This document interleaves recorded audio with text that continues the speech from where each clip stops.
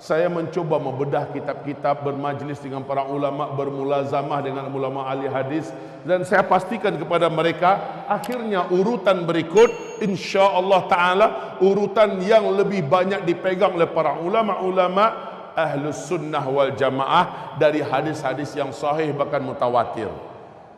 10 tanda besar kiamat. Yang awal, ini yang pertama, tanda besar kiamat yang pertama,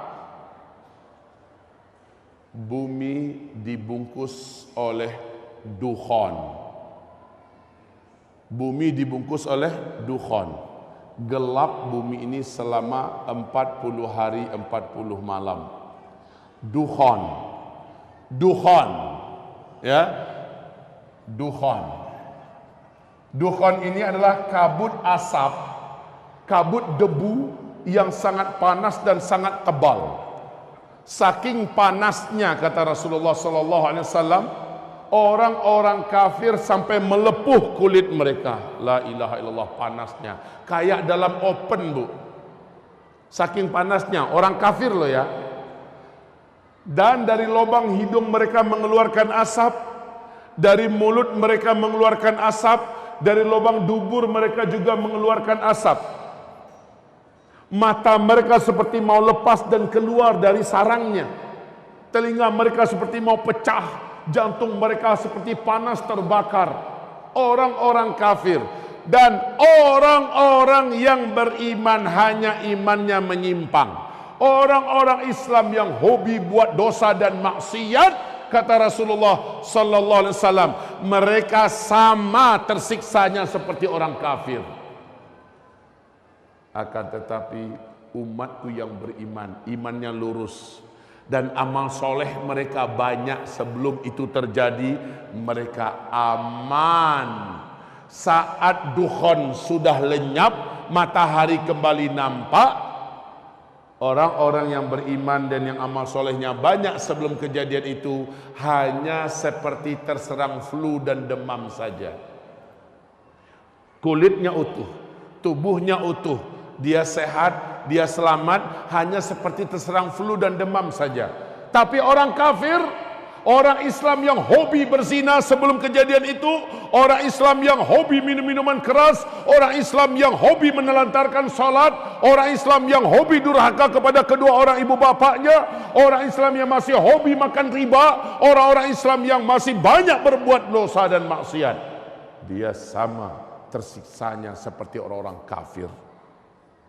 La haula wala quwata illa billah. Dukhan ini 40 hari 40 malam. Bumi ini gelap gulita. Kalian tidak mampu membedakan kapan siang, kapan malam. Bahkan salah seorang di antara kalian mencoba mendekatkan telapak tangannya ke arah wajah, lam yakad yaraha, tak mampu melihat apa-apa saking tebalnya dukhan itu. La haula wala quwata illa billah. Kaum muslimin yang kami muliakan, setelah dukhan hilang, lenyap, apa kejadian? Besok harinya manusia dikejutkan dengan musibah lanjutan. Semua teknologi sudah berhenti. Semua teknologi sudah berakhir. Listrik tidak ada lagi, sinyal sudah hilang, mobil tidak bisa dihidupkan, pesawat tidak bisa dibawa terbang. Semua yang memanjakan manusia dari teknologi dan penemuan-penemuan modern berakhir. La haula wala quwata illa billah. Kenapa? Ada penyebabnya yang akan saya uraikan nanti dengan izin Allah Subhanahu wa taala. Saya bahagia, saya bangga, saya bersyukur dikasih oleh Allah kesempatan bisa bicara dengan sebanyak-banyak manusia seperti sekarang di sini. Dan saya yang paling bersyukur sekali, Abah, dikasih waktu 6 jam. Ini yang lama saya rindukan. Saya rindu bisa bicara lebih lama. Dan selama ini saya hanya bisa melampiaskan itu di Malaysia. Di Malaysia dari pagi sampai menjelang maghrib saya bicara akhir zaman. Di sini kali pertama di Indonesia saya akan berbicara 6 jam. Kaum muslimin, ini belum apa-apa dibanding yang mulia Rasulullah. Rasulullah kata para sahabat, bicara tentang akhir zaman, Sejak lepas sholat subuh, beliau naik ke atas mimbar. Beliau ceramah sampai masuk waktu zuhur. Masuk waktu zuhur, beliau turun mengimami kami sholat berjamaah. Habis zuhur, naik lagi ke atas mimbar. Lanjut sampai asar. Asar beliau turun mengimami sholat asar. Lepas itu naik lagi. Lanjut sampai maghrib. Sehingga kata para sahabat seperti Abu Hurairah berkata, tidak ada seorang pun di antara kami yang berani beranjak dari tempat duduknya. Yang ingat dengan apa yang Nabi sampaikan adalah yang paling banyak catatannya dan yang paling kuat hafalannya. Satu hari penuh, Pak. Jadi masih kalah anak muda seperti Zulkifli kalau menyampaikan ini. Maka ketika Abah Rauf tadi mengatakan jangan pergi kemana-mana ya, ini sunnahnya memang demikian. Dalam majelis ilmu, sahabat telah membuktikan setianya mereka mendengarkan. Mereka tidak berani keluar. Apalagi materi kita saya bedah dua, materi amalan dan persiapan apakah yang harus segera kita siapkan dan kita kerjakan sekarang, itu selepas zuhur. Baik kaum muslimin, saya lanjutkan. Dukhan,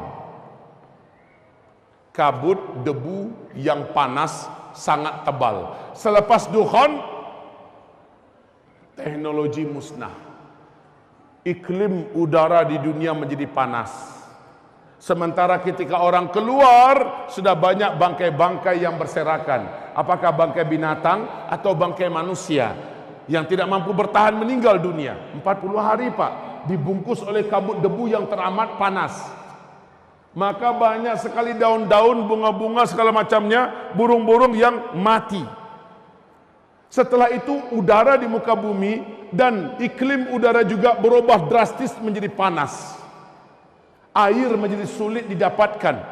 Air-air menjadi kotor karena debu tadi telah turun dan mengendap kembali di bumi. La haula wala quwata illa billah. Kaum muslimin yang kami muliakan, sejak itu kelaparan mulai melanda di muka bumi. Serentak seluruh dunia mengalami kelaparan. Sepertiga air dari langit Allah tahan. Sepertiga tanam-tanaman di muka bumi Allah biarkan mati. Kekurangan pakan secara global, serentak di muka bumi kekurangan makanan. Kalau hanya India yang kekurangan makanan, mudah-mudahan Thailand bisa menolong, Indonesia bisa menolong. Lah ini serentak seluruh dunia kekurangan pakan. Orang berharap mudah-mudahan tahun depan lebih baik, ada solusi, hujan turun lebih banyak.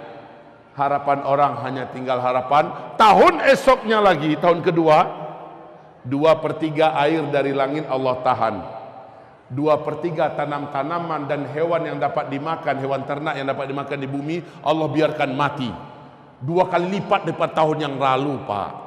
Beratnya hidup. Kelaparan semakin merajalela di seluruh dunia. Anak-anak kecil banyak bergelimpangan. Orang-orang dewasa juga sudah putus asa. La haula wala quwata illa billah. Saat itulah hadis sahih Imam Bukhari di dalam kitab Al-Adabul Mufrad. Rasulullah bersabda, tidak akan terjadi kiamat sampai tetangga tega mendatangi tetangganya demi memperebutkan sepotong roti yang ada pada tetangga yang ini membunuhnya dan mendapatkan sepotong roti itu. Kadang-kadang tetangganya ngaku nggak punya makanan, nggak percaya yang datang ini, dibunuhnya juga. La haula wala quwata illa billah. Beratnya hidup, orang mulai berani memakan bangkai karena lapar. Macam di Suriah, Pak, bangkai kucing pun dimakan orang, bangkai tikus pun dimakan orang karena lapar. Ini akan terjadi secara global, bukan hanya di Suriah. Setelah itu tahun ketiga, sama sekali air tidak turun dari langit. Sama sekali tanam-tanaman dan hewan ternak yang dapat dimakan di muka bumi mati.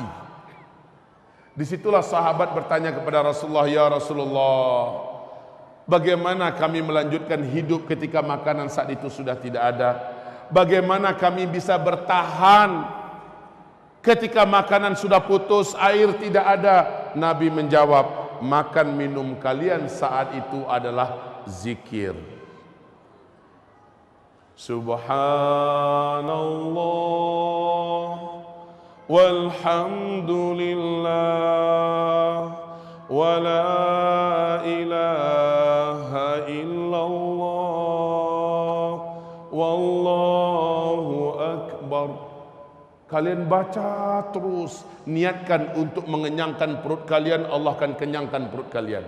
Niatkan ganti minum, maka Allah hilangkan dahaga kalian. Niatkan untuk menguatkan fisik kalian, Allah kuatkan fisik kalian. Baca subhanallah walhamdulillah wa la ilaha illallah wallahu akbar.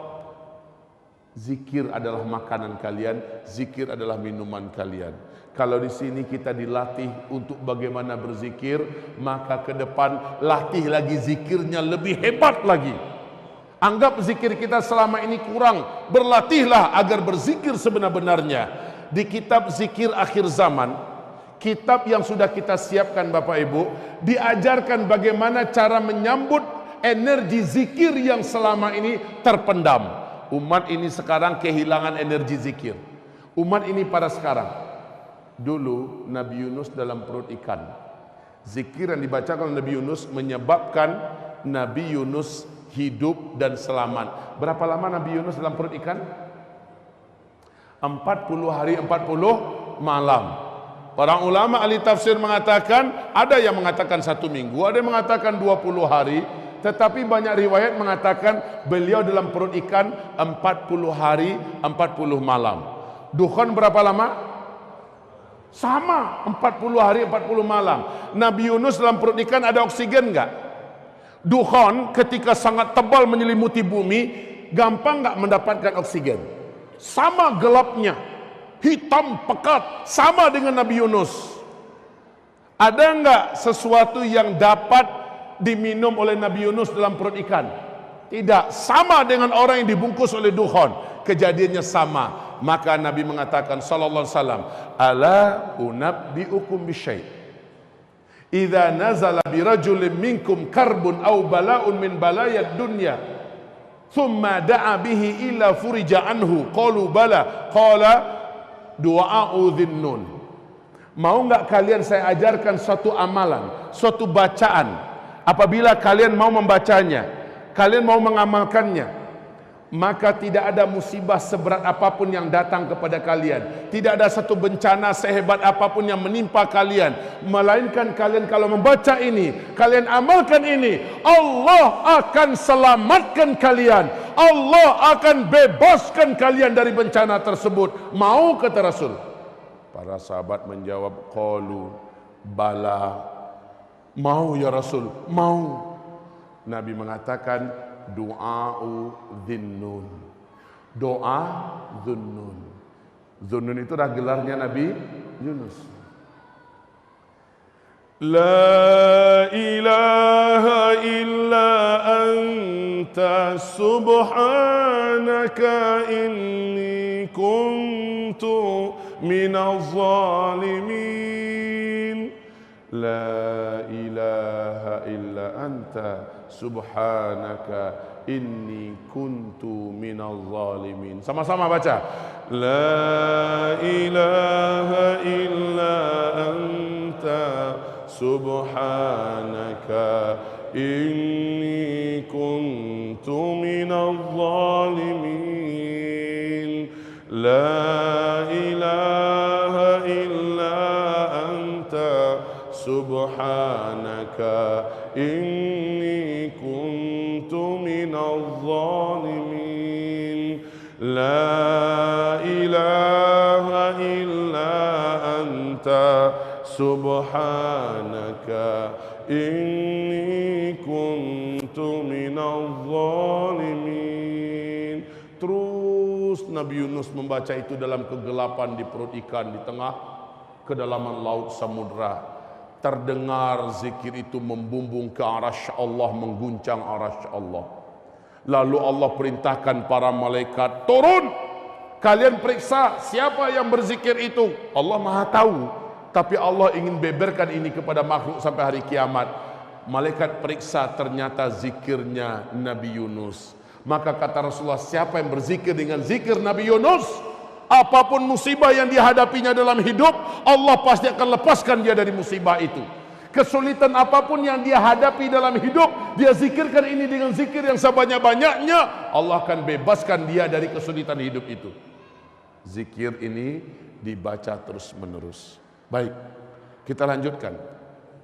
Dukhan, itulah dia tahun ketiga setelah Dukhan, terjadilah tanda besar kiamat yang kedua. Dan manusia saat itu sudah putus asa untuk hidup. Sampai-sampai orang yang beriman, kata Rasulullah, mereka lewat tepi kuburan. Dia berkata, ini orang beriman loh, orang yang taat, orang yang soleh, lewat di tepi kuburan. Apa katanya? Alangkah bahagianya orang-orang yang ada di dalam tanah itu. Kalaulah saya di posisi dia saat ini. Orang beriman, saking beratnya hidup ditahan, ditanggung Bapak, sampai-sampai dia iri dengan orang-orang yang sudah duluan meninggal, yang sudah ada di dalam kuburan. Alangkah bahagianya mereka, padahal belum tentu mereka bahagia dalam kubur. Tapi saking beratnya hidup di dunia, saat itulah berita kemunculan Dajjal, tanda besar kiamat yang kedua.